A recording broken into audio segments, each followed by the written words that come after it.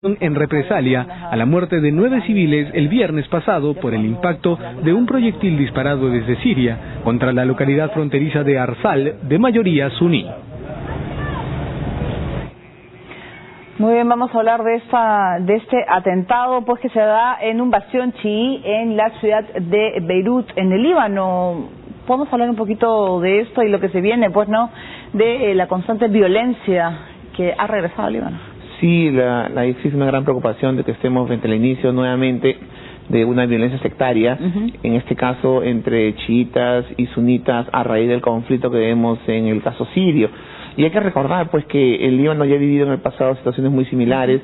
Habría que recordar la guerra civil libanesa del 1975 a 1991, que fue una guerra que implicó muchos actores, tanto políticos de derecha e izquierda, pero también sectarios, cristianos versus musulmanes, incluyendo la participación de Israel en el conflicto. Entonces la verdad es que el tema en ese entonces fue muy complejo, y la preocupación de muchos es que estemos a puertas de algo muy similar, otro conflicto con características distintas, ya no influenciado por la masiva presión de palestinos en el sur del Líbano, pero ahora influenciado por el conflicto sirio, y nuevamente de índole sectario, pero ahora incluyendo también organizaciones terroristas, porque parece ser una pelea entre Hezbollah, que si bien es un partido político también comete acciones terroristas, y al-Nusra, que es el Al-Qaeda que está peleando en Siria. Es como querer demostrar quién manda en ese lugar, ¿no? Se puede decir, uno puede interpretar así ese tipo de atentados, sí, o contra qué están atentando. Lo que pasa es que hay que entender que el Líbano es un apéndice de Siria, y el vínculo con Siria es estrecho, es decir, la división fue una división básicamente occidental,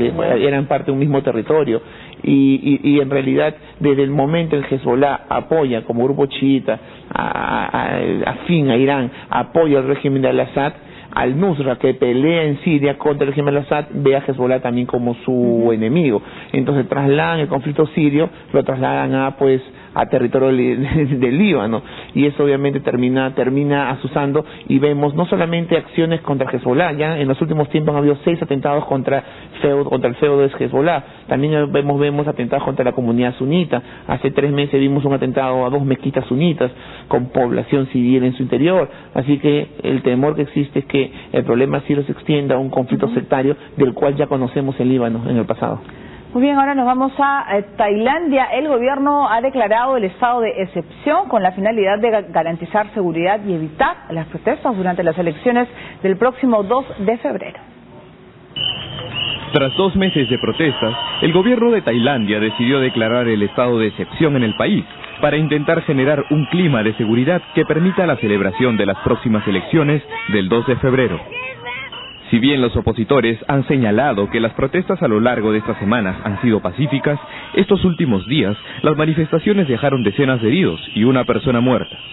Las protestas no han sido violentas, afirma esta oficinista tailandesa, quien asegura no comprender por qué el gobierno de Yingluck Shinawatra ha declarado el estado de excepción. Este decreto da poder a las agencias de seguridad del país para imponer toques de queda, prohibir reuniones políticas, detener a sospechosos e incluso censurar algunos medios informativos. Los opositores reclaman la renuncia del gobierno de Shinawatra y su sustitución por un consejo popular que se encargue de la reforma del Estado. Muy bien, y los familiares de los principales dirigentes del régimen chino tendrían millones en paraísos fiscales. Entre ellos habría dirigentes del presidente del país, Xi Jinping, y los ex primeros ministros Wen Jiabao y Li Peng. También hay grandes empresarios y compañías con los datos obtenidos por el Consorcio Internacional de Periodistas de Investigación. Medios como El País, The Guardian, la BBC y Le Monde han publicado hoy martes simultáneamente la noticia que ya se le empieza a conocer en redes como China Leaks. La información procede de diferentes gestoras de las Islas Vírgenes Británicas, el segundo inversor directo en China del 2010. Entre los implicados, según la información, se encuentra el cuñado del actual presidente chino y también hijos de ex primeros ministros y otros dirigentes.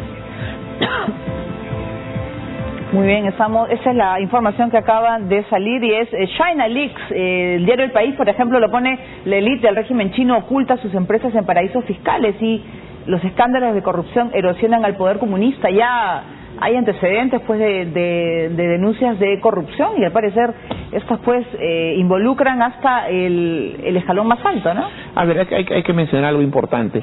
Las denuncias de corrupción en el régimen chino no vienen necesariamente solamente de Occidente. Ajá. Hay un debate interno en China, en las élites gobernantes, un sistema bastante cerrado, con poca oposición, pues acerca de la problemática de la corrupción.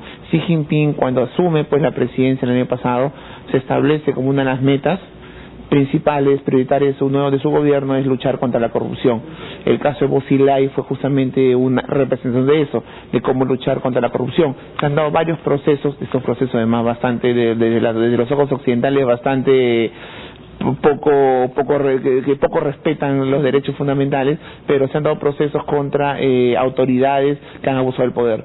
Pero lamentablemente las características de un régimen como el chino, cerrado, controlado desde arriba, pues crea los incentivos para llevar a cabo ese tipo de actividades y que después no pueda ser condenado al respecto. Claro, bueno, sobre todo que incluso incluye a un pariente pues del presidente, así que vamos a ver, bueno, poco se va a conocer de él que va a responder o si realmente se trata o no, porque como bien tú lo dices, es un régimen muy cerrado y no se conoce mayor información. Bueno, el mismo gobierno chino ya sabe la problemática de la corrupción. Ahora también hay que entender cuál es la fuente de la información. Yo no conozco China Leaks, pero no me sorprendería que fue una fuente más bien disidente y contraria, así que también hay que tener mucho cuidado con la información. Corrupción hay y China lo reconoce.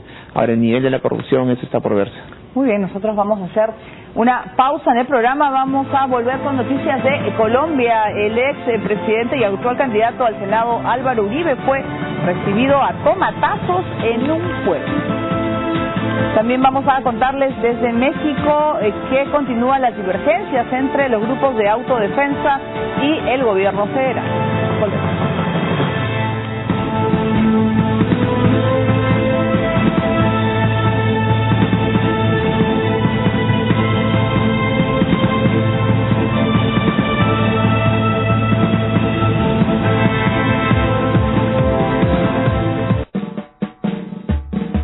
Nuevamente, todo el Perú se moverá al ritmo de la marinera. TV Perú transmitirá en vivo, como todos los años, el concurso nacional desde la ciudad de Trujillo. Un tradicional evento que nos permitirá disfrutar de la habilidad y destreza de los mejores bailarines de nuestro país. Concurso Nacional de Marinera, del 24 al 26 de enero, solo por TV Perú, mucho más que ver.